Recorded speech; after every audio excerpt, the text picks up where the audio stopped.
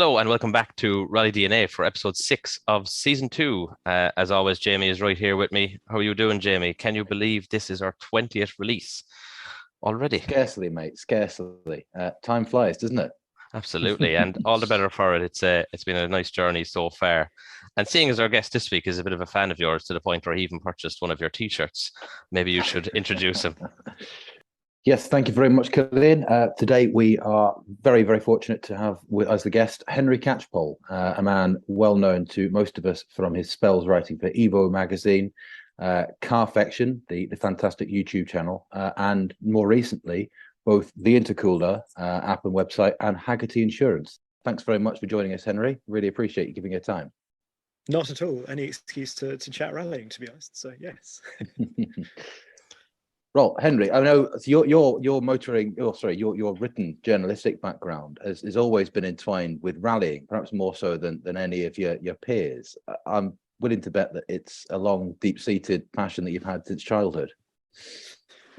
Yes, it was strange. I suppose I always F1 came along first, which sort of much as I might have wished the rallying came along first, I can't deny it. F1 was there because that's what my parents watched. But I distinctly remember the first time I saw rallying on television, and just thinking, and there was it was a car jumping, and it was a Castrol livery, and I just remember seeing it and thinking, this looks amazing. You don't see F1 cars jumping through the air. You might see Le Mans cars probably opening a bit later, but and they were unintentional as well. So yeah, and I just remember seeing it and thinking, this looks fantastic, and it looks so exciting. And then again, there was a seed was sort of sown at that point, and then it's sort of, I suppose, it was one of those things that just when I joined Evo magazine, and I knew I wanted to do some motorsport, and again, it was the sort of the randy stuff that started first, because I had a race license, because it was the sort of the simple, easy thing to go and do when I got one when I was at university, and I did a Ginetta race at A1GP, which was terrifying, because that was my first ever race, and it was this massive crowd in the Brands Hatch GP circuit. And then I did another race a bit later on, and it just didn't quite click. I enjoyed it, but the thing I particularly remember from the Ginetta race, apart from spinning through Paddock Hill Bend, was the fact that I was chauffeur to a certain Alistair McRae for the weekend, which I was equally as nervous about doing that, as you can imagine, as I was about doing the race. It was one of those things that sort of this weekend just spiraled out of control for me in terms of sort of emotions, and sort of here I am trying to cope with massive crowds and a first race, and then suddenly Martin Pfaff, who was in charge of Ginetta at the time, sort of said, "Oh, would you mind? He landed here and we haven't got anyone taking, and you're staying in the same hotel because you're both on a guest ticket. So could you just drive him down there?" And I had my long-term Mark 5 Golf GTI at the time, which I was very proud of, and it had those amazing, I think, Monza wheels on it, which were just, they were so curbable, it was untrue. And of course, Alistair McRae himself took one look at them and went, "Cool, it'd be a shame to curb those, wouldn't it?" And then halfway through our journey to or from the hotel, he would just reach across and tweak the steering wheel whenever he saw a big curb. So he went, "Oh, that was close, wasn't it?" Imagine if he'd done that. And nobody would believe that Alistair McRae made you do that, would they?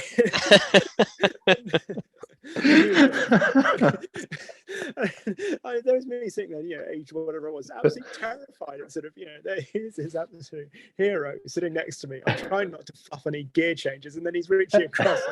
And, anyway, he was brilliant in the race on Sunday, because it rained torrentially, and the whole grid was sitting there on slick tires in this torrential downpour. So he was brilliant in this Dunlop sponsored car, and I potted around and managed not to go off and finish sort of miles behind him. But it was, but yeah, that was it. And I'm quite sure he doesn't remember that weekend, but I certainly do. And so that was the sort of my introduction to racing. But there was something was clearly telling me even then that this was not where I needed to be, and rallying was what it was all about. So yeah, it's sort of, that's a rambling way of telling you about racing, not rallying. But racing with a rallying connection. Exactly. Yeah, and I can picture those 18-inch Monza wheels on those Mark V's, because they were always shredded by curbs whenever you see them on a car. Convex reaching out to grab curbs. It was the optional 18-inch ones were the real killers on those. Yeah. Yep, that's what I had. Yeah. Don't talk to me unless you try to park with a TSW Venom. Okay, that's the wheel that snares. But yeah, and then it was I suppose from there, everyone at Evo had done some sort of racing and sort of done like the Caterham Academy or something like that, and I didn't really want to do that because everyone else had done it for a start, and I thought, well, perhaps I could go and do rallying, but there was no obvious starter series as such, certainly not sort of quite as glamorous is the wrong word for Caterham Academy, but it was well known at that point as something to do. And I thought 205 Challenge, Pat Flynn, go and do that would be really good. And I was trying to get some sponsorship for it, and that's the thing. I sent lots of emails, and then an email popped into my inbox late one night. Again, I can remember it really clearly, and it was a news press release or something announcing the Swift Sport Cup.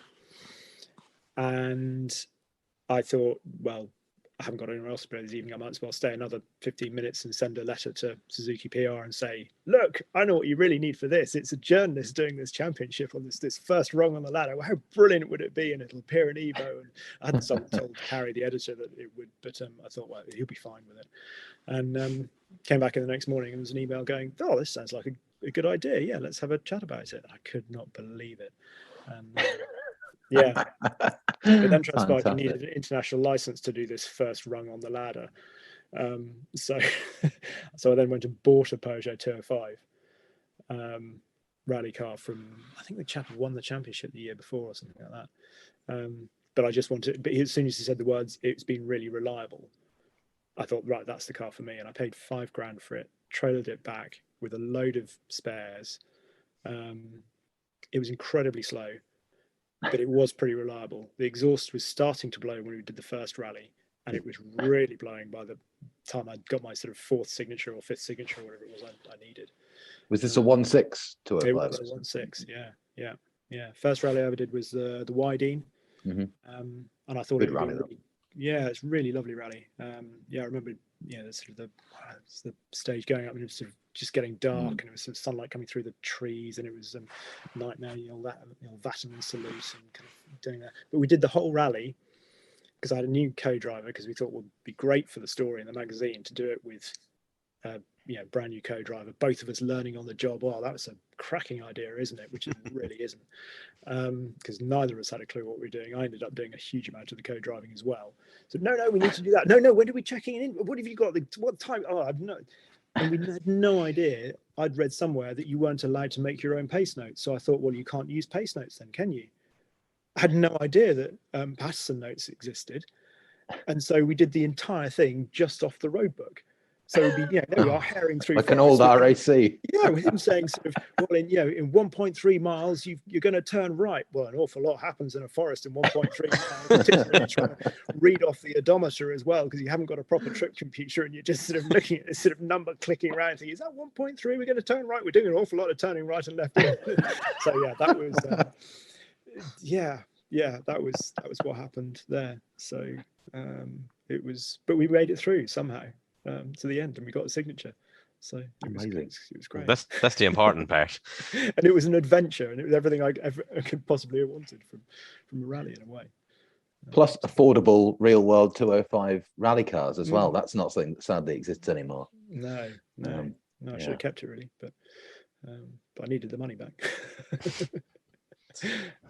And you were able then to venture into the Swift Cup, I imagine. Then after that, or was there a big delay, or how long? No, because we had to complete, because the Swift Sport Cup started in April in the Pirelli up in Kielder. So I had to get my signatures before then. So I did Wydene, then I did Rockingham next, I think, where we discovered that my new co-driver also got very car sick on tarmac. End of the first stage, threw up on a marshal's feet, literally opened the door, threw up on a marshal's feet. Was that in the infield somewhere? Yeah, exactly. Yeah, it was on the infield. I remember we came up to the start of the first stage, and you obviously just had the sort of the little map of sort of where you were meant to be going and stuff. Marshall opened the door and said, turn 8, big patch of oil down. Owen said, yeah, turn it, big highlighter mark on there. So 5, 4, 3, 2, 1, off we go. Bang around there, blah, blah, blah, off we go, and turn into this corner. Round we go, sort of, 2 big pirouettes, and I turned and went, was that turn 8 by any chance? Oh yeah, that was turn 8. But bless him, he was brilliant, because he, despite throwing up, he was like, no, it's fine. We've got the Arai box from my helmet out, and he sat with that on his lap for the rest of the thing. And we potted round. He held up the map for me to kind of sort of look at as I was going, so I knew roughly where to go. And we again made it round, got a signature. That was it. A couple of trips up to Manby Motorplex. One with the 205 challenge actually, and everyone was really friendly. And I remember turning up in the Evo Nissan Navara, they helped me unload it and stuff. But then about halfway through the morning, somebody wandered up and said, oh, we noticed you haven't filled up with fuel. Do you need any? And I'd been very slow. And I mean, 2 of them had sort of rolled it into the field, halfway through the first stages, is the sort of the way with, single make championships where everyone's trying to prove themselves. And I'd sort of, around I'd go and get to the end. And I said, oh no, it's fine, it's all right. I brimmed the tank at Tesco last night before I came down here, and the look on all their faces as they realised that I was chuntering around with a full tank of fuel whilst they were measuring out sort of to the sort of half litre of what they might need to sort of get the maximum pace out of and beat all their rivals. I think at that point they sort of nodded and then walked away shaking their heads and sort of realised quite what I was about. So yeah. And then we did rally up in Yorkshire. It was the last one to get a last signature, I think. So yeah, and then ended up Swift Sport Cup, Kiel the Forest at night. First time I'd driven the car. Co-driver who did know what he was doing by that point, Chris Brooks, which was quite helpful. And yeah, that was the biggest baptism of fire I could possibly have asked for, because we were right at the back of the field. And actually there were some people behind us, because on the 3rd stage, at the end of the 2nd stage, I just wanted to get out, to be honest, and walk away from it, because I was so terrified, because everything I seemed to do wasn't the right thing to do, because we were surfing along on this poor little Swift sump guard half the time, with sort of in the ruts was terrifying because he didn't seem to have any control. Out of the ruts was 10 times worse. So, and the lights were pointing all over the place because nobody had set them up properly, so we couldn't really see where we were going anyway. And I remember halfway through the 3rd stage, I could see some lights in my rearview mirror, and I thought, surely we're not getting caught by. There was one Swift behind us, I think, because they'd been charitable and not put us right at the back. And I saw these lights, and we were being caught hand over fist, and it's obviously pitch black, apart from the odd flash going off from a camera or whatever. And I just think, this is what's catching us, what's going on? Something's going at a rate of knots. Have we gone wrong? Is this something sort of? And this V8 Discovery came absolutely herring through Kiel the Forest and sort of practically blew us into the weeds. We just sort of cowered, it's like a scene out of sort of, Cars, the movie, where there's poor little Swifts cowering there, sort of, whimpering whilst the big V8 Discovery goes past. And they'd unfortunately there was meant to be a 5-minute gap, and they'd set them off at a minute behind. So this thing was just tearing through. It was, getting to the end of that night was extraordinary. Car broke on the 2nd day, but there we go. A few grey hairs by the end of that one, I bet. Oh yes, yeah. White knuckles. Yeah.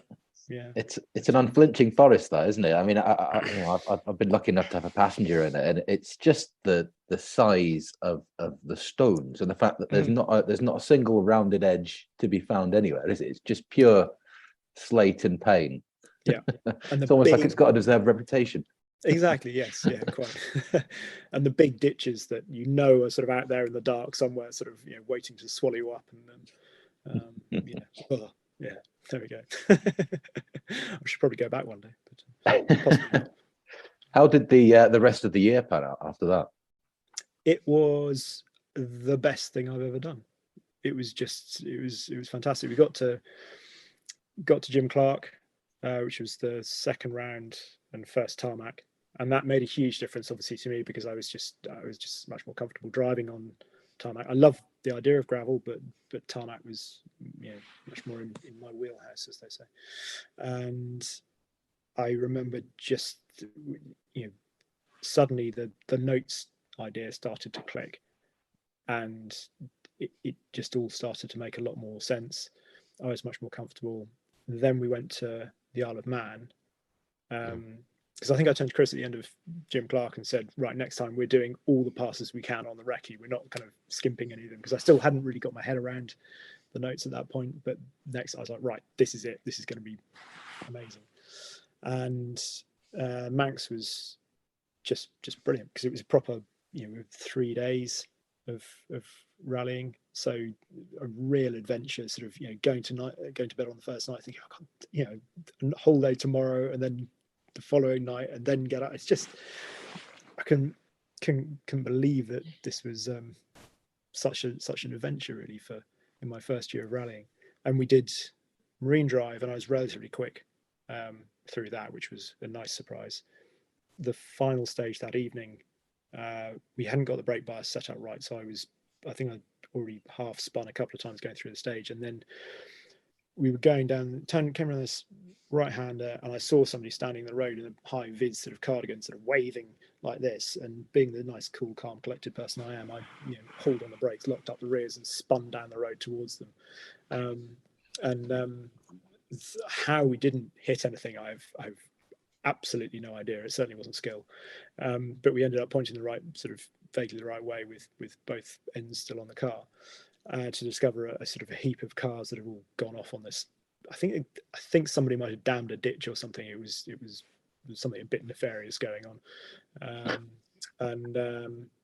so we potted around that corner, and the following day it was going to rain, and we had wets in the back, I think, so we'd gone with cut slicks on the front, must have been, but we got a set of wets in the back, and it started heaving down with rain, and so we stopped to change before the next stage, and there were no we don't have any power tools or anything like that to change it, so it was all, and I think I'd never changed a wheel before in my life, sort of weirdly. So we're out there doing this, and we had these heavy suits anyway, with sort of 15 layers of Nomex, which we were given free as part of the championship, but as soon as they got wet, it was just, sponge. Yeah, exactly. And changed this, and I literally was like, do you think that was worth it? Because we were three minutes late checking in or something, so we lost 30 seconds. And he went, well, we're about to find out, aren't we?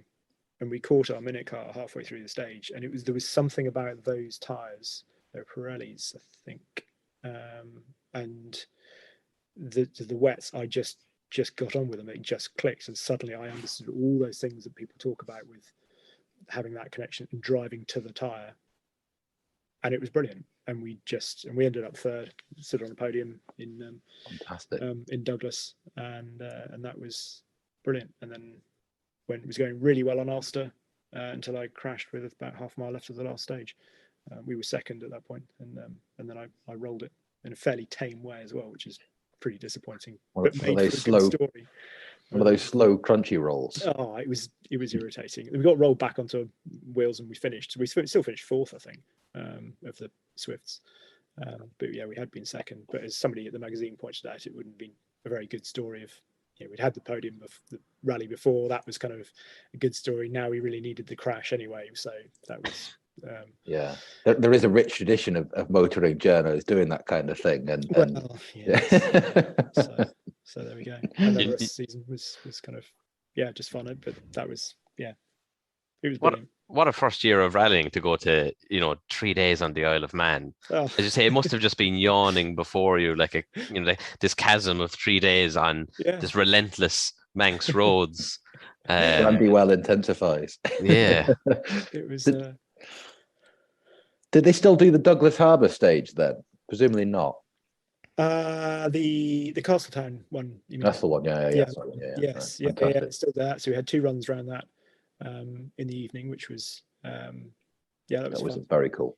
Yeah, it was, and it was quite weird because it was Guy Wilkes was in the championship that year, so it was 2008, and I think pretty much one of the first rallying things I'd ever done for Evo. It was something to do with, I don't know, it was a rally game, Sony Rally or something like that we got an invite out to, and junior person in the office, I got sent out to Ascari of all places, and there was a sort of small rally circuit around there, and they had an Evo 5 there that they were doing things in, and yeah, that's the first place I went to left foot braking. They dragged Guy out to go and sort of to teach us all and give us passenger rides and stuff, and so we got like a house on fire at that, and that was great. So every time I'd then sort of talk to this sort of guy who was right up the front of the championship, and I'd sort of see him in the BRC, which was quite fun. I always thought Guy Wilkes could have done a lot more if he'd had a better crack of things. You know, he's one of those drivers who had the misfortune to, career-wise, to come of age just in time for the global economic downturn to throw many spanners in the works. Yeah. Yes. I sat next to him he sat next to me, and then I sat next to him in the Skoda S2000 somewhere up in Scotland on a stage. Not my finest performance, by the way. I don't think he was particularly happy about the idea of me driving him anyway. And then the intercom didn't work, so I hadn't got it, and we just sort of set off, and he was shouting at me, and I had no idea what he was shouting at me. But he didn't really want to leave me alone with the wheel either when it was aware. So I'm sort of looking at him, and it was this complete comedy of errors. It was poor guy. Really cracking little car, those Fabia S2000s as well. They're really good. Really good if you know what you're doing. Yeah, I guess. Yeah. It was quite terrifying to me at the time because it wasn't at all forgiving. It was a proper driver's car and felt so agile and alive and sort of, but quite edgy as well, to me anyway at the time. What was the first four-wheel drive rally car you drove in anger? Well, I drove that Mitsubishi sort of as a sort of test thing. That made a lot of sense. That was sort of, I enjoyed that. I drove, I'm trying to think, because I drove Chris Meek's car as well, the one that he won the IRC in. The Peugeot. Yeah, the Peugeot. And that was at Silverstone again on the Silverstone sort of rally stage, the one with the big tree in the middle. I missed that. I always think of that whenever I drive past it. That was my first rally experience, going to that for the 95 RAC, I think. Yeah. I ended up driving quite a lot of Chris's cars sort of over the years, because I ended up driving his Mini as well, for the Pro Drive Mini, which is probably one of the best rally cars I've ever driven, I think, which feels like it just felt like such a missed opportunity because it was such a really well sorted thing in terms of it just felt beautiful to drive, like it had that slightly longer wheelbase, sort of really quite forgiving, which meant you could just grab it by the scruff of the neck. Weird gear shifter. I don't remember, it had that sort of almost like upside down umbrella sort of U-bend thing that you sort of punched into the dashboard for a gear change, which was a bit odd. But other than that, it was really cool thing. It's a shame, really. If you looked at it on paper, it had all the makings of world beater, didn't it? You know, Chris Meek, Pro Drive, BMW Funday. If only BMW hadn't got cold feet and ruined it all. But, yeah. You have a real soft spot for those still. They're still quite a thing, I think. There's still a couple of them knocking about. I haven't witnessed one on the stages in a long time. There's one doing Mole this weekend coming. Is there? Okay. Yeah. What's his face is the regular one. Yeah, but it ticks all the boxes, doesn't it? You know, ugly, unsuccessful, potentially very talented. Well, at least all my boxes. Yeah. Your boxes don't always align with everyone else's, or don't align for success in the World Rally Championship, perhaps. But it was that engine was the Achilles heel, and the Mini wasn't, because it was really underdeveloped, and it was that real production-based engine that, that kind of let it was down on power quite a bit compared to its contemporaries, wasn't it? Pretty good on tarmac, I think. Yeah, that's where I drove it on tarmac. Well, I drove it on the ProDrive test track, the sort of in bit of the airfield, which I think is now owned by JLR actually, and had poor David Lapworth piled into the passenger seat next to me to go and do laps. And I got in, and somebody else, another journalist, had been in the morning, and had wanted to do a load of donuts as his last thing. So I got in, and we did about sort of half a dozen laps, and the rear tires just gave up completely. And it was, I was wondering why it was quite as oversteery as it was to start with. And he went, "Oh yes, yeah, I remember now. The rear tires are shot." So I went in, a new set of boots, and it was slightly more what I'd expected. So, someone from what car stymied you? or just gave me a lot more fun actually, because we just had a bit of oversteer. So yeah. I feel like Lapworth would be quite an intimidating figure in the passenger seat, even more so than maybe one of the worst drivers. I don't know. I feel like Lapworth would be quick to pass judgment or something. I don't know. Can't imagine he suffers fools gladly, actually. No, I think to that extent, that's why I was probably quite glad that it felt so good to drive. It was yeah, I remember him telling me at one point, because the corners were kind of painted on the ground in some respects, and I remember him telling me that sort of maybe I might like to take a couple of them slightly more within the lines, rather sort of. See, you had David Lapworth telling you not to cut. That's basically, yeah, exactly, yeah. So, yeah. There we go. And since then, I mean, you've got your Mark II Escort, which I've had the pleasure of seeing in the metal. When did you acquire that? Quite a while ago now, wasn't it? Yeah, it was quite a while ago now. So it was, it must have been 2012, I think. 2013, 2012, somewhere around then anyway. Because it was, it must have been before I bought my first house, because I was sort of, I'd done it the other way around. I wouldn't have got the car. So I bought this. I'd been looking for one for a while, because I realized that I'd been incredibly lucky, obviously, with the Suzuki Swift stuff, and I didn't want to stop rallying, but I wasn't going to be, you can blag the odd race as a journalist, but there aren't many manufacturers out there offering up, media seats for rallying.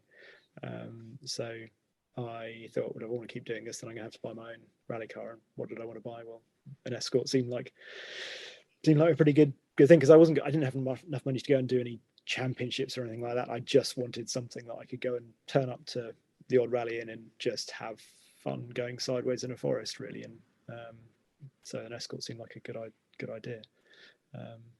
And yeah, it was. Was it a road car when you got it? So it was a sort of road car. It had been a rally car, and then I think it went to a rally school briefly, and then it was sold. And when I bought it, it had been sort of turned into a sort of doing sort of tour of the lakes and that sort of thing. So it was a road sort of fast road car, rally car thing. So it was quite good, because I got a reasonable deal on it, because people had done things to it that were too much if somebody wanted to buy a road car, but not enough if somebody just wanted a turnkey rally car. But it had sort of a reasonable number of bits on it. And yeah, it was, so I bought that, and then rally prep, did some stuff to it, and then it turned up, and we did the woodpecker in it. And finished second in class, which was, I drove so slowly in the morning. I remember that. Got a bit better in the afternoon. And there were only about 3 of us in the class, I think. So it was fine, but it was, a lot of fun. Heck of a dusty rally, that, in my experience, spectating it as well. The minute it's not dry, it's plumes. Just the minute it's not wet, it's plumes of barely see anything dust. Yeah. It was it was a lot of fun, that. And in fact, I did it again, but we only got as far as the end of the first stage before it was not a happy rally car. It's not great when you're going along a straight and your foot is flat to the floor, but you're thinking that actually changing down might be a good idea. And even for a Pinto. Even for a Pinto, yes. And you sort of change down and you think, it's still not going. And then we got caught by, there was a Micra behind us that I think that caught us, and so we sort of let it go past. Again, like I say, plumes of dust, so we couldn't really see where we were going, so we eased off. They did the thing of then sort of having been sitting in our dust, not that there was very much of it, went past us, came to the next bend. We sort of putted along sort of up to it, and it had rolled at the next bend because it obviously thought sort of, oh, we've been delayed, we must get on with our rally now, and obviously just carried way too much speed to the next bend, so we sort of back round past this poor marker again, who I think may have then caught us again, having been rolled back onto their wheels, and we then anyway. It was Gethin Jones and I stood at the end of the stage and did some left-handed throwing as you're meant to do, and you've retired from a rally, and then we got dragged out at terrifying speed by a Unimog, and that was that. So, yeah. I must admit, I have seen your Twitter post about that. One heck of a Unimog, not just your common or garden Unimog. No. If there is such a thing. Ordinary Unimog. What a recovery vehicle for the forest as well. It's a great idea. Yeah. But the poor little escort, me and Gethin sitting there in this, being towed along faster than we'd been all day by some margin. It was. So the escort is now, well, it hasn't got an engine in it at the moment. So ACH Classic, my friend Dave there has been doing bits and bobs to it, and we've bought a new Pinto because the old engine was junk. Basically, it was good for an anchor, and that was about it. So I bought new block and head off down to Connaught. So built a head for it. Got all the lovely internals from them as well, and then got a new clutch. It's gone hydraulic clutch. Still haven't arched it because I kind of like the fact that it was one of those things I'd always intended to build some sort of RS 1800 replica, and then as soon as my little narrow body escort turned up in a service park and I realized it was basically the only one there, I thought that's quite cool actually. I kind of like the idea of keeping it like that. So couldn't agree more. So yeah. Has it had a paint lately? I saw is it gone red? I saw in one of your videos with the MST Mark 1, with a red Mark 2. So it's had a change of color. It's had a change of color, so it's gone red and gold, which is actually, it was red originally. Okay. So the photos I have of it back in Imperial were red, and it's on the logbook as red, but it was white when I had it. So I say it wasn't all white because the bits where it had been fading, you could still see the red underneath. So it's just gone back to its roots, as it were. And, I love that we're now at that point in the old Mark II Escort story, when not only can you get the paint fade, but also a car that has been converted from a road car to a rally car, spent time at a rally school, and back to a road car, and then back to a rally car again. It's fantastic. So it's a nice, it's proper RS 2000 red as well. So because Dave, in his usual gruff way, said he had a paint shop there, and he said, so what color red do you want to paint it? And I said, I don't know. Off the top of my head, it was guards red. And he went, no, that's way too bright, we'll have RS2. I said, well, why didn't you just paint it yourself then? You knew what we were going to do. So anyway, it's a very nice sort of traditional red, which is good. It's a great color on an Escort. I should know this from my classic Ford journo times, but isn't it? I can't remember what the Ford color is. Is it solar red? Anyway, I should know that. Definitely. There's Ford, because this is a rally podcast. There's Ford people screaming. Oh, yeah. That's my last bit of freelance for classic Ford. They're just deleting you from their context now. That Arkle fella doesn't even know the correct shade or paint code for RS 2000 red. God, useless. How much did we pay him for that last one? No, it's no good. I'm a hack. Oh dear. Yeah, it is a great color on Escorts, though, that red. And there's a lot to be said for the narrow body one as well, because as much as you have to like an arched Escort, when they're all arched, it does kind of ruin the fun a little bit. So yeah. And that's actually going back to how I got it. I think the thing that the straw that broke the camel's back was pushed me over the edge, or whatever it's called. Was I was lucky enough to drive DKP 191T, which is as I'm sure you know, it's obviously Batten and Richards, Rothman's car, which has just been bought back by ProDrive, and is the one that they did up. It's the Acropolis winning car from '81, and yeah, I got to drive that at Brighton Park, so that was pretty amazing. And yeah, it's a nice one for the CV. I have to have one of these for myself. So. Yeah. On the subject of stuff you've been fortunate enough to drive, I mean, it's quite a CV by this point in time, isn't it? I mean, with the Quattros and everything else. What we're going to talk about all of them, but which one, most stands out as the most? I mean, let's go most difficult first, or the most daunting. Yeah. Well, most I mean, it has to be the Quattro, has to be the S1E2, because it was. I mean, that was something that I had for a long time been on at Audi UK to try and have a drive of. And it's obviously a very precious car because it's probably the most valuable of all those cars left in existence, because the one that won was obviously destroyed. So this is, an actual ex-Stig car. And I know it went off and did rallycross and stuff after that, but it's still... Oh, it's a Stig car. Okay, I thought it was the one that Roll chucked off in the middle of Wales. It was that one. Oh, it's that one. Okay, it's that one. Okay, yes, yeah. That one. So it had the PDK in it, because if you look in the transmission tunnel, it's got all the bulges where that was fitted, and Audi UK has the PDK transmission as well. It's obviously just sits there, but it's lovely that they've got it. So it's still with the cars. So that's nice.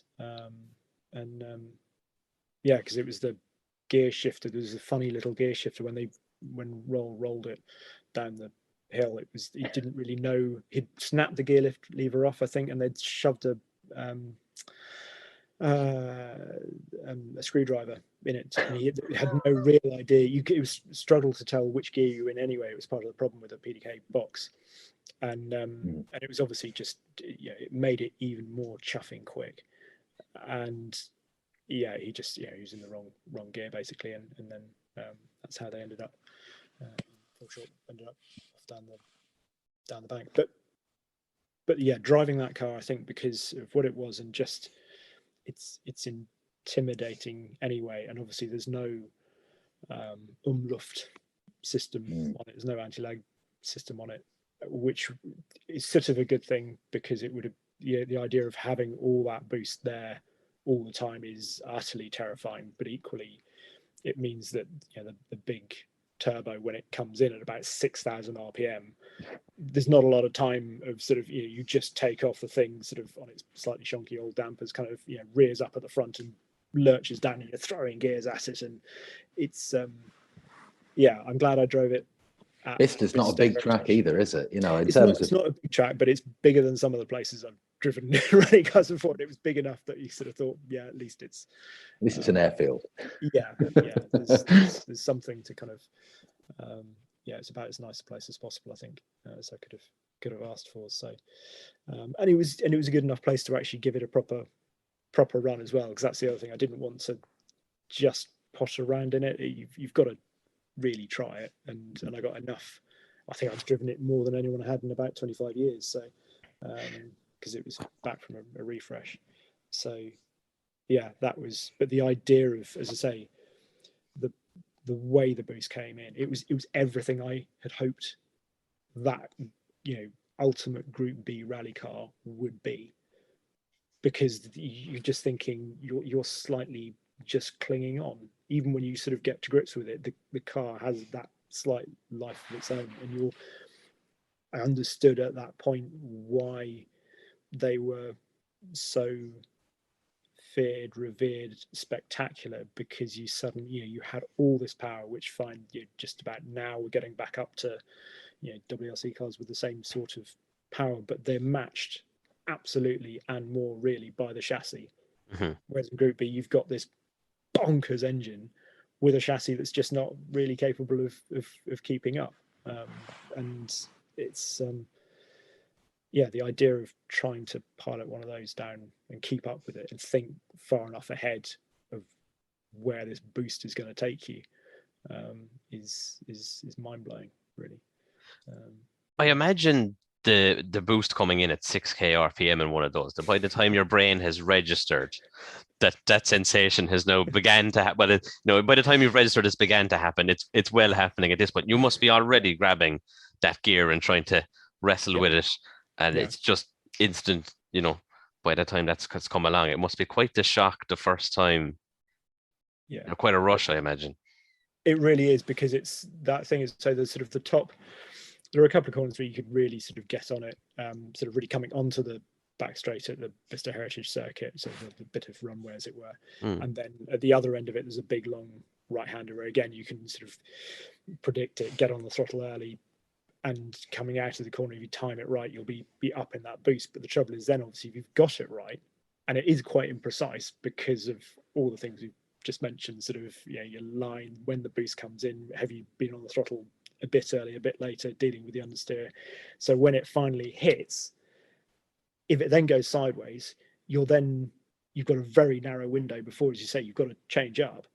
So then suddenly you're grappling with oversteer, sort of pretty, kind of take your hand off the wheel to change up, and the thing's rearing up, and you're kind of, it all goes off at sort of one, one fell swoop, basically.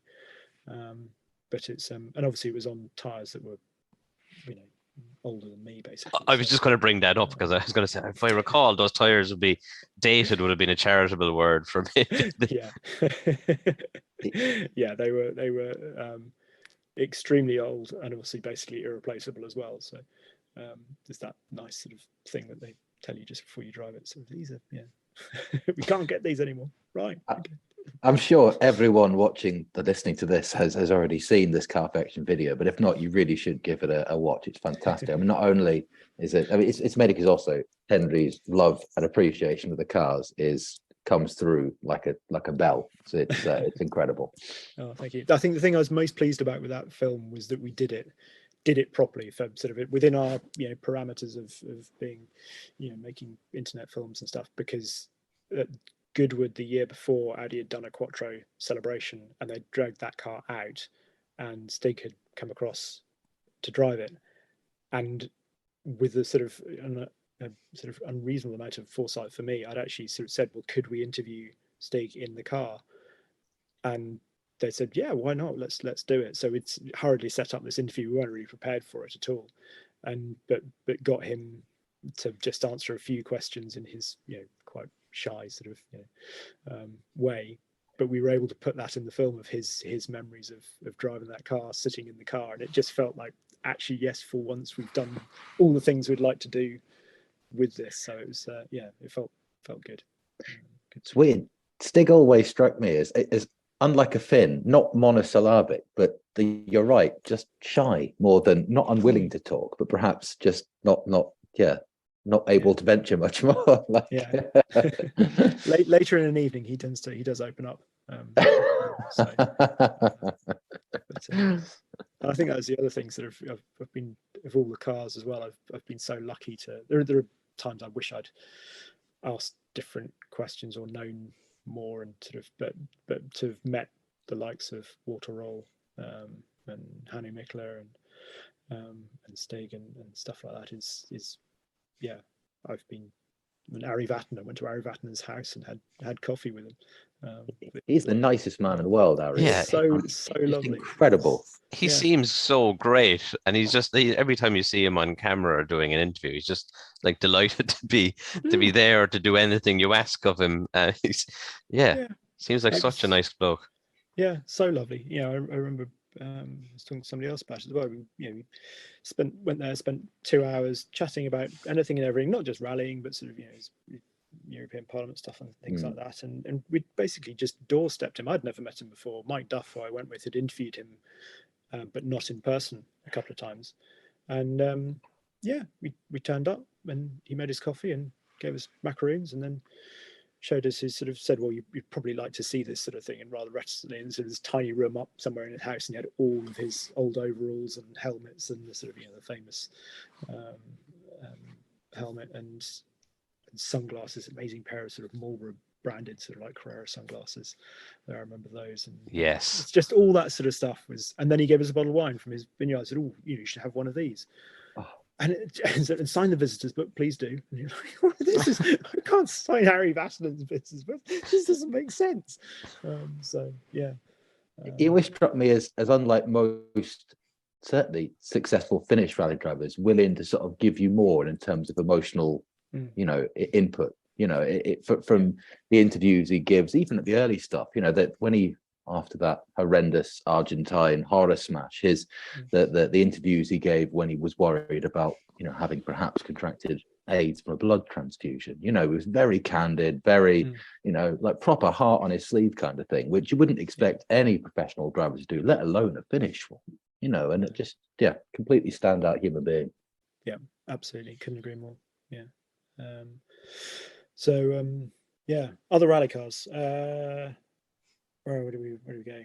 Well, you could give us a top 5, perhaps, if you needed to make it easier on yourself. Well, I was going to say the Fords, because I've done. Drove an R5 on the road. That was fun when they first launched that, which Ford has subsequently. The OG Fiesta. Yeah. When Ford subsequently launched, so when the pictures they did for the 2017 Fiesta at the bottom of the Honister Pass were a rip-off of the shots that Dean and I did for the R5. It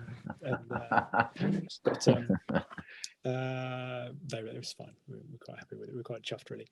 And Elvin came out with us for the day doing that. That was good fun, just driving up and down the pass. It was just a daft thing to do because it's road registered and it's fun. And then I went up to the airfield a few weeks later and drove it properly. In fact, Hayden Padden was up there that day testing that car as well, I remember.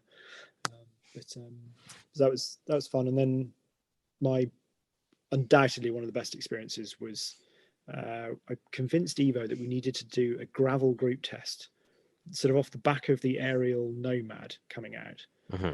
And so we went to Walters, and I'd organised a Tut Hill Safari 911. Brilliant, so much fun. A Polaris RZR Razor thing, and the idea was to get the sort of the full spectrum of stuff. And I put a call in to M Sport. I sent them an email. I just went, don't suppose you could lend us an R5 or even a WRC car, I said, joking, for the day. And Rich Milner came back and went, well, yeah, maybe actually, leave it with me. And they dragged the car that had been finished 6th in Finland, brought it back, re-liveried it so it was a proper M Sport livery, sent it down on the trailer with Callum, and he went, yeah, when the fuel runs out, that's your lot. And sort of off I went on my own personal stage around Walters Arena. And so we're just doing laps in this WRC Fiesta. And he went, yeah, there's stage mode, so just bring it back in one piece, and that's it. And so I was giving passenger rides to anyone and everyone that was there. Sort of I was like, it's just me, but kind of you've got to experience a full-on WRC car. So Richard Tuthill jumped in next to me, and Drew Bowler and stuff like that. And it was just brilliant. That was absolutely amazing to have that much time on gravel in a WRC Fiesta. And the Fiestas have always generally, I found, you can see why they're such good customer cars. Mm-hmm. And I don't mean that in any derogatory sense at all. There's something different about them that makes them sort of certainly that little bit more accessible.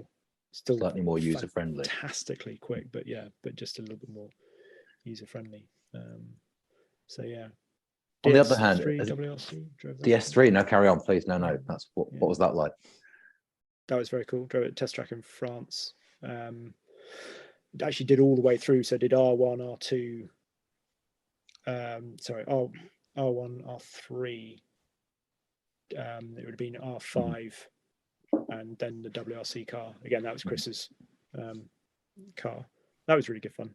That was only a few laps around a gravel track, but that was fun to sort of go through all the progression of cars and to feel the difference between the R5 and the WRC car, because the difference was extraordinary. The WRC car is basically so much easier to drive because it's got more torque, and the dampers are just so much more, chassis so much more sophisticated. It's easier to get a lot from it.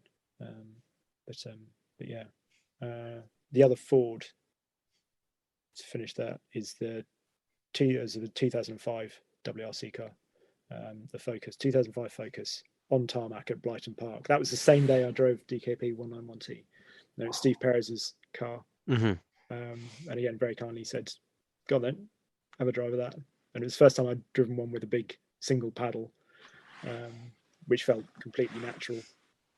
And that is that's possibly the most extraordinary of the WRC cars I've driven, because it was a full active diff car. I was going to say posh diffs. What are they like? They make you feel like an absolute hero, because everything. I mean, people talk about like a Nissan GTR being like a PlayStation game. No, not at all. Not a bit of it. It's kind of a whole other reason for that. But 2005 Focus WRC car, that feels like a PlayStation game, because you just turn into corners with an uncomfortable amount of speed, basically. And as long as you've got it in your head that the throttle, if you stay on the throttle, it'll sort itself out, then you're golden, because you can just put steering lock in sort of and kind of just steer kind of where you want to, and it just does it. It is brilliant. I spoke to Malcolm about it a few years ago, and we just ended up somehow chatting about those, and he said he remembered being in Grisdale and driving it, and he said there was a corner that he went through the first time in about third gear, and the third time he went through, he was in fifth gear and couldn't believe that, the first time he'd gone through that he'd been quite so wussy about it. He said it was just the most extraordinary car for him too, which was eyes lit up, and what a car. Going back to vaguely mechanical diffs, what was it like to drive the ex-McRae 97 Impreza? Because that's one that I personally hold in very high affection. It's just peak McRae, peak 90s rallying, but with mechanical diffs, of course.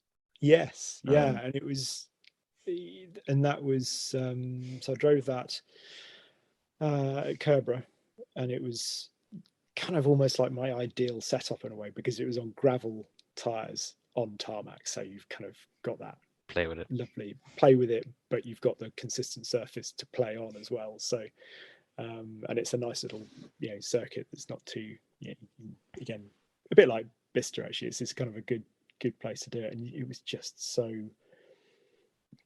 you had to work hard obviously in the slower corners because you got that spool diff at the back, so you've just got to chuck it. But the quick stuff, it was just so cool, because you just flicked it in and it has that sort of complete agile fly-like reactions as you just turn in, and it's just there, the front end's in and it's just drifting, and you've got the big tread blocks underneath you moving around, and the hyper alert steering, and then you've got, Pro Drive manual gearboxes are just so cool. The first time I drove was, I think it was N 2009 carb, one of the sort of the hatchback Imprezas that I drove at Bill Gwynn's ride school, with Terry Cabey sitting next to me, and the gearbox just stood out for me from that, because I couldn't believe it felt like the gate was the sort of size of a small matchbox, but the lever was quite long, and so it just flicked it around. It was like it knew where it wanted to go.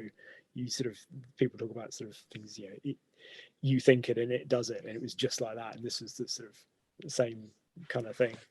And you just obviously throw gears at it, and it was absolutely brilliant, and you could just slide it around, and it felt on it, and it was probably the car, I think, of all the rally cars, if I was given the option to have one, I think that would probably be it, just because it's like you, it's sort of, it speaks to me and my sort of growing up, and it's got a manual box, but it's that two-door shape, so it's just sort of I think it might be, I don't know, but it was such a wonderful thing to drive. There's something about those early H pattern box WRC cars, it's just so special for some. It just speaks to you a bit more, and it's probably just the in-car footage of guys one-handed, at ludicrous speeds through, all the places that you watch these things, and just banging up and down through that box, and it looks so easy, all the same.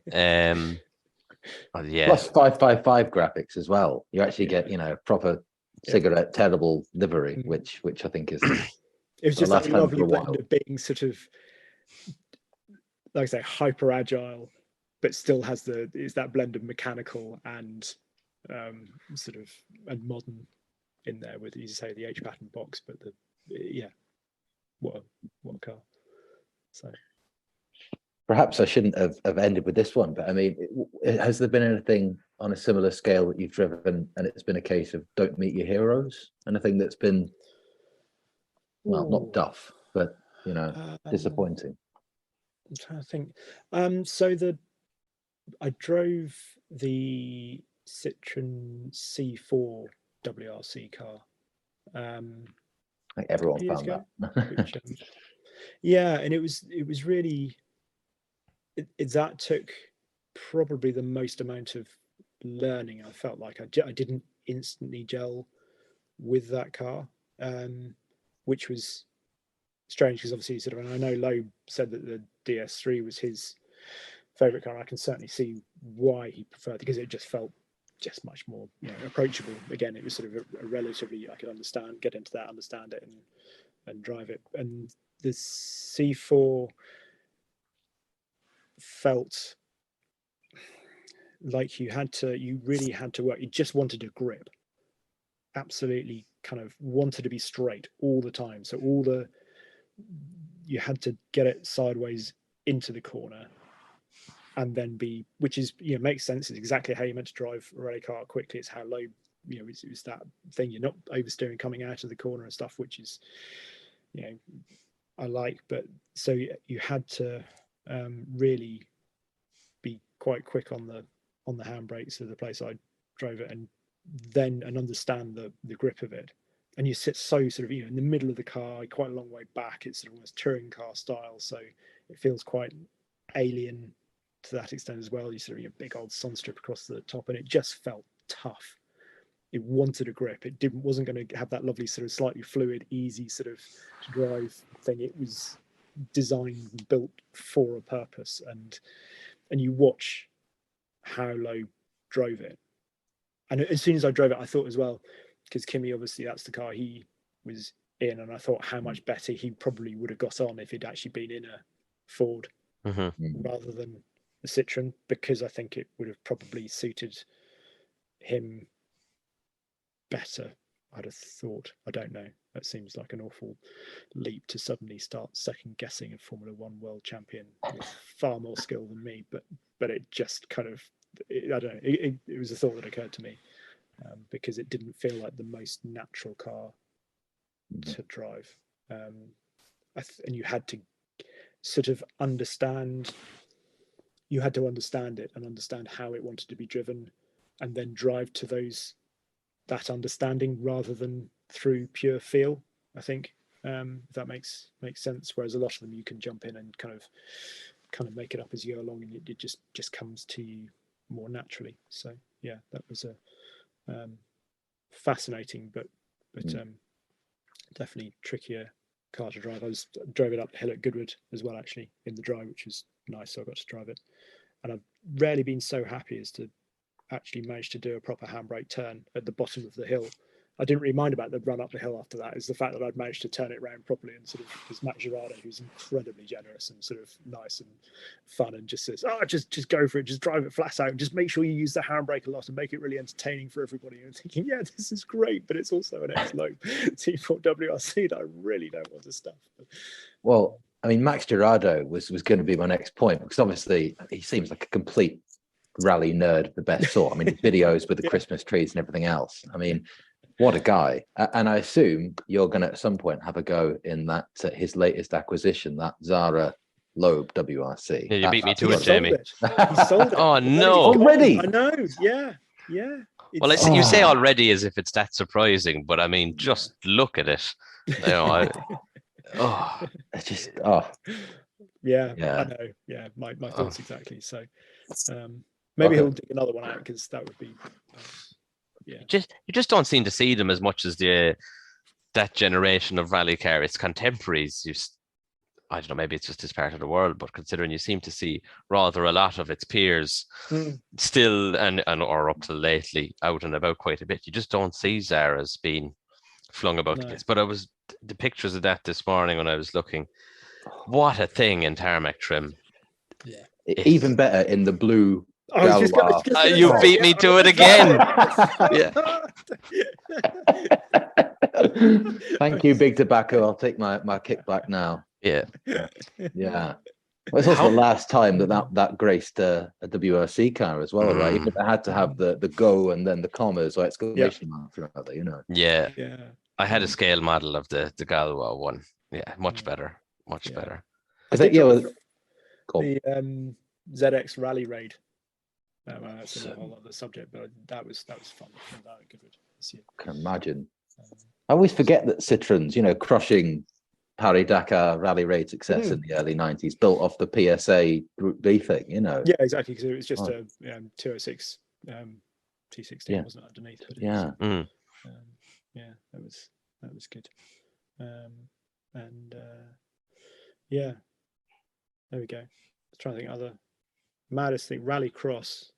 I drove a Audi A1 Matthias Ekstrom's Rally Cross car. That was utterly nuts, and the hardest thing to drive, way harder than a WRC car, which I'd driven a few off by that point. But yeah, the boost when that came in and that thing, and trying to remember what to do was absolutely trying to pat your head and rub your tummy and juggle at the same time. You must have to ration your blinks, let alone coughs and sneeze when it comes to one of those. Like, we drove it on a little rallycross circuit in Italy. Matthias wasn't there, but he'd said, go and drive it, and be great. And there were a couple of jumps obviously in this rallycross circuit, and they said that sort of we're not jumping it today because it's kind of a test session. It's not really set up for these, and so please don't sort of. And I was like, that's absolutely fine. Or no, it's fine by me. And the thing took off so quickly out of corners that during the first lap, I promptly just took off over this jump because it wasn't me being somehow sort of trying to be irresponsible. I was just pulling gears and I couldn't keep up. I'd run out of RAM in my brain, and I hadn't got a hope of it's just that blew my mind. They're a crazy thing. I saw Ekstrom drive that car at Rally Legend in 2019 on rally stages, and it was very entertaining to say the least. Absolutely amazing bit of kit. Yeah, that was what a thing. So, incredible.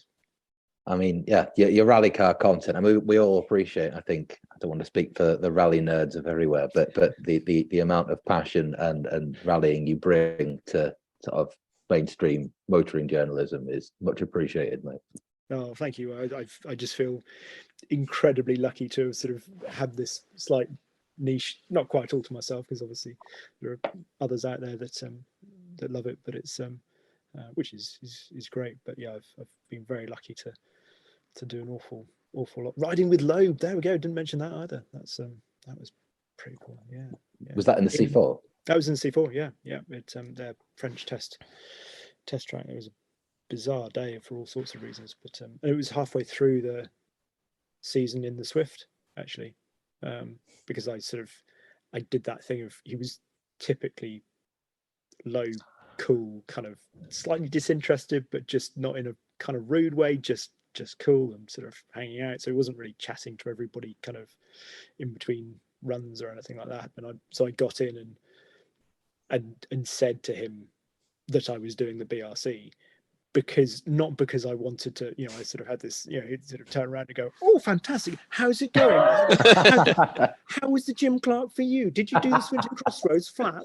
I didn't expect that, but just because I didn't want, you want the full treatment, don't you? So you just kind of, I wanted to let him know that I wasn't going to settle for any half measures. And I think I did ask him. I said, "Have you got any advice?" And he said something about well, you haven't got a lot of power, so you've got to carry momentum. And then said basically the words of, "Why didn't you see what I do?"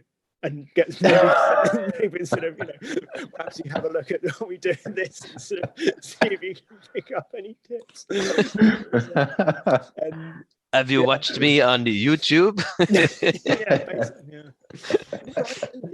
that's good point. Now you mentioned yes, Takes another pull of the cigarette. Exactly.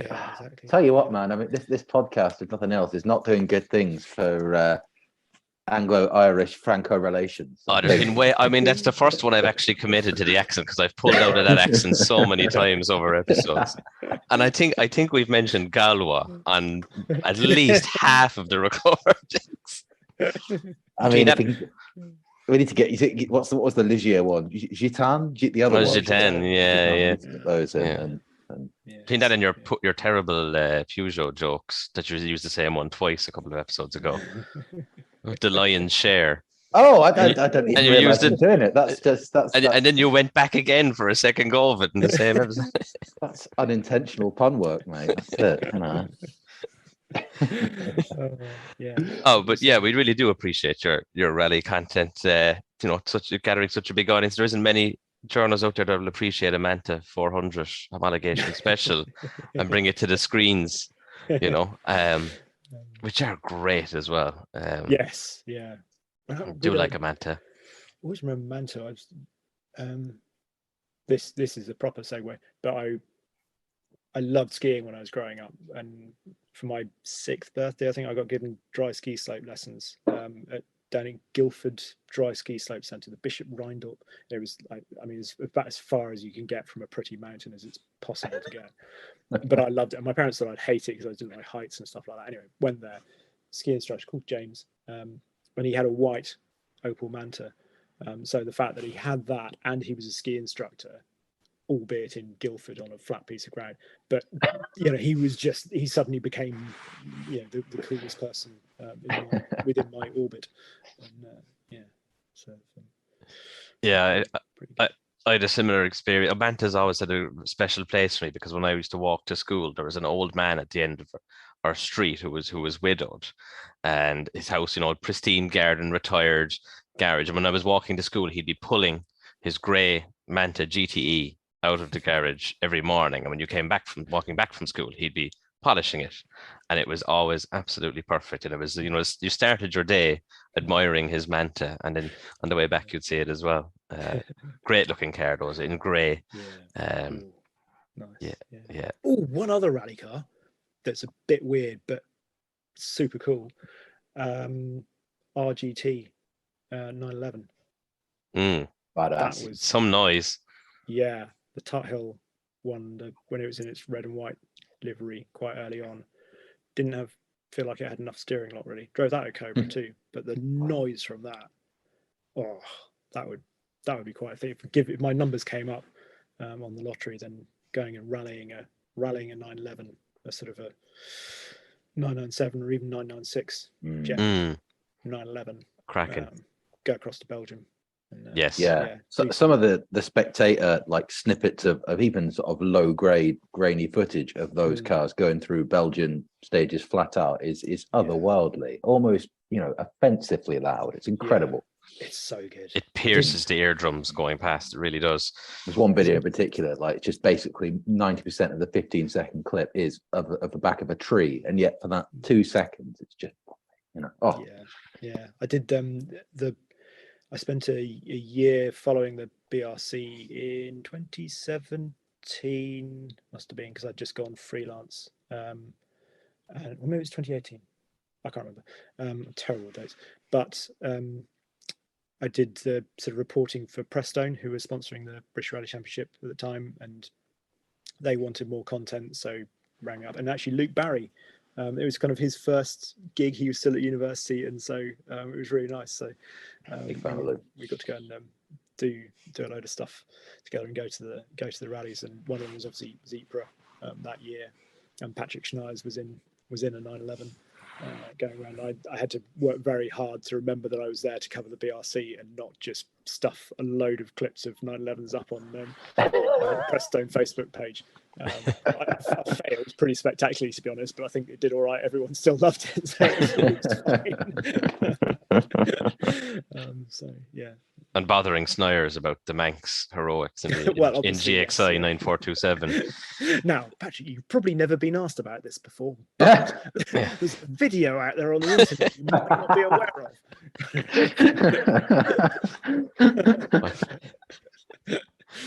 So yeah. Oh, Bastos, yeah. Bastos or Belga? That's the thing. Yeah, it's a hard one. Bastos. I think Bastos wins for me. And the Escort WRC in Bastos livery. Oh yes, yeah. That'd be that's a one, isn't it? Yeah. Here's a final sign off then. If you could spectate any rally from any era, what would it be? I was going to say any given corner, but I thought even for us that might be a bit too down the rabbit hole. Oh man, what would it be? I suppose it's going to be something, because I sort of, like I say, because I sort of came to it quite late, and there's obviously stuff that I've now seen. So you sort of think, it would be Rally GB, or it would be, what RSC or whatever, but sort of something. But it's a question of which year. I was watching. Was it 80? I was watching Toivonen first win in the Talbot the other evening. Talbot 81. VHS rallies, and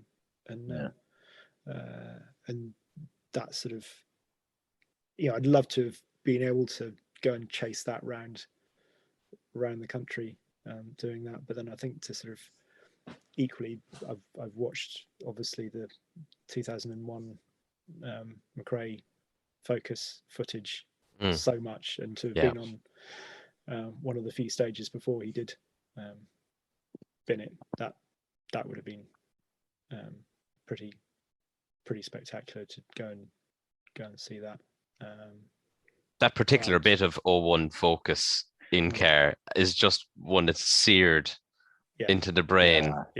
You just never get bored of kind of having a bad day, go and look that up on the internet, and sit there and just I was at that rally. I was lucky enough to go, but my dad, who was a Scot, was only really going to watch McRae win the championship. I've never heard him, never did hear him swear quite as much or as fruitfully as that, because we didn't even get there before McRae had stuffed it.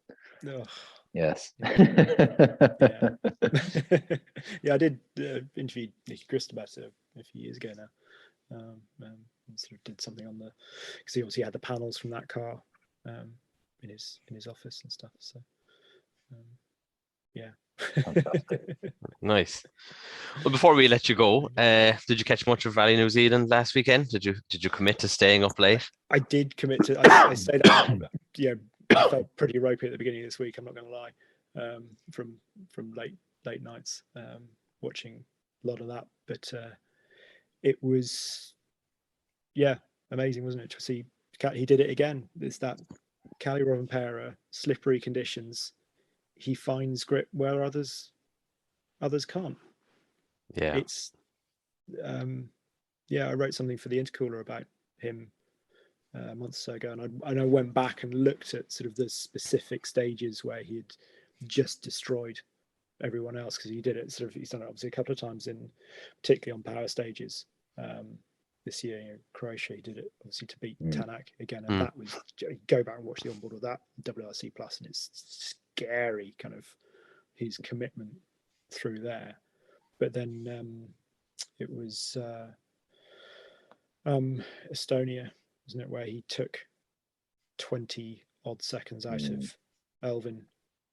And he was so, again, I went back and watched it, and there was one jump fairly about 2.5 minutes into the stage, and he was 20 kilometers an hour quicker over this jump. And it wasn't a sort of that there were big risks that seemed to have been taken before, and he was just more committed everywhere, and he was turning in so cleanly to corners where Elvin, you could see he was fighting the car, sort of doing it, you know, on and off the brakes, fighting to feel that grip, you know, doing the McRae thing of like throw the car sideways to feel how much grip you've got, to know, to be able to, whereas Calais just seemed to have this otherworldly instinct for where the grip was and how much he had, and be able to carry it in that one beautiful thing. Yeah, unbelievable. You watch him and you're dead right, like you see it turn in, the steering angle remains the same until he needs to come out, and it's not, you know, sawing at the wheel or making corrections mid-corner, and it's just smooth and clean, even though he's already seconds upon seconds ahead of the next guy on the stage in the conditions that should be equalizing or making things more difficult. But he seems to look up at the rain coming down and go, I'll monster this. I'll monster these guys. Yeah. Everyone else has had their notice served, really, haven't they? That's it. Yeah, apart from Tanak potentially, who he's obviously, you know, I have no more insight than anyone else as to what's going on there and where he will be next year and that sort of thing. But I mean, there is hope, at least from the I mean, his Finland performance is, you know, despite everything that Calais done, is, you know, that was arguably the drive of the year, to haul that car around there as quickly as he did. Watching Tanak absolutely hang the neck out of the car still, though, is still, it's probably better to watch when he is on it. But he's not talking like the man who has a seat at that team next year or wants one. No. We need another, who knows? We need another OEM, don't we? That's the thing. We need another option. Yeah, it's I mean, it's obviously, Hyundai is obviously in something of a pickle. They obviously announced this morning that Oliver's not going to be there next year, which is, I don't know, a bit harsh. It's kind of understandable. Like you say, it feels harsh, particularly given his performance the last couple of rallies. You know, he did so, you know, to after Finland, which was obviously horrible and kind of, that interview was, Anyway, but he's shown the maturity, hasn't he, in the Ypres, and then in New Zealand to not bin it, you know, to do what he had to do, get the results, bring it home, do the learning, and fine. Perhaps he should have done that earlier in the year, but it's a decent rally. The innate speed's there, isn't it? That's the thing. But and again, you look at the sort of, you know, you look at that car is clearly not easy to drive. You've got Tanak and Nerval struggling, and we're sort of perhaps expecting too much of Oliver, you know, not giving him enough leeway. Given he's obviously complained about stuff, but equally it's hard not to think, well, he's young, he's complaining about something he doesn't know. But actually, Lube obviously struggled, and we've seen this year that he's got the pace, put him in a car that is more forgiving and nicer to drive, and he's obviously shown what he can do. So it's whatever about not renewing it. It's even that they've finished his program for this year now. As well, which is probably the harshest bit. And look, they did chuck him in at the deep end to begin with, I guess. It's debatable whether he'd get to the same level as Callum, but you know, who would? I mean, that's it's a hard yardstick to be comparing. But equally, it seems you can't help but feel he's been dealt a rough blow by arriving at the same time as Calais, because Calais' rewritten everything by doing what he's done at 22, and if he wasn't there, we'd be saying, well, Oliver's still ridiculously young, give him, you know, another 5 years to, you know, he would still be young, and so therefore, but suddenly we're expecting him to buck the trend like Calais has, which that's the crux of it, really, because even I kind of was surprised the other day when it was, you know, Calais' youngest world champion has beaten McRae's record, and even I had to stop and go, hang on, surely someone has done that already. And like, no, but it's actually weird to think that Loeb was 30 when he won his first one, which sounds kind of nuts when you say it out loud. Likewise, Ogier, 30 as well, I think. I mean, Marcus Grönholm must have been knocking on the door of 36 or 37, I think, at the time, you know. Yeah. Hope for us all. I've got a few here. Exactly. Yeah. But no, I think it's been a extraordinary sort of. It's been an interesting season to watch. It's sort of pleased he had, in a way, that dip in form halfway through to give us all some. It kept it alive a bit. Yeah, exactly. Yeah, it did. But yeah, you don't want to find yourself wanting for someone to have a mishap, particularly on a rally, because that mishap could be, potentially involve injuries, which kind of there's just a little differential problem, or transmission fluid goes, and just rip a wheel off. Like let us have a couple of rounds that are exciting still, and not wrapped up this early. Although it'll still be good to watch Japan as a season ender, which seems a bit wild that they're traveling back to Spain to then go back to Japan now. But it's a bit of a logistical nightmare. And but Monty at the beginning of the year, I mean, that was kind of, I always forget that was this year, but I mean, what that rally was, man, I'm an unashamed Loeb fanboy to that extent, and I find there's something so fascinating about the dynamic between Loeb and OGA. Yeah. They were talking about on another rallying thing about sort of Calais' ability to concentrate on his own rally and not get distracted by other people, and and just push when he wanted to push, and saying that that's exactly what Ogier would do, and that he didn't get distracted by other people and worry what they were doing. And I was like, yeah, but there's one person that will make him do what he shouldn't and start looking over his shoulder and looking at other people's performances. It's always Loeb that makes him kind of, and that's what he did at the end of Monty this year. He was pushing in a way that you just think he wouldn't have been if it had been anybody other than Loeb chasing him down. It's sort of kind of the goat. Isabella Galmiche has to be probably the standout star almost of the season in some ways, right? Yeah, absolutely. It's fantastic. Yeah, to sort of, it's so nice that she got the chance to step up to that and do that, and she's been absolutely brilliant, isn't she? So stand at the top of the podium and you're Monte what Carlo. to have been sort of doing what she's done so long, and sort of to get that chance, and then that's amazing, isn't it? And it's just and back teaching on the Monday. Yeah, exactly. Yeah, which makes it all the better. Pumas and Pythagoras. I met the final. My favorite Loeb story, I think, has to be his Dakar one, where he had the sticking throttle. You heard this one? I haven't. No.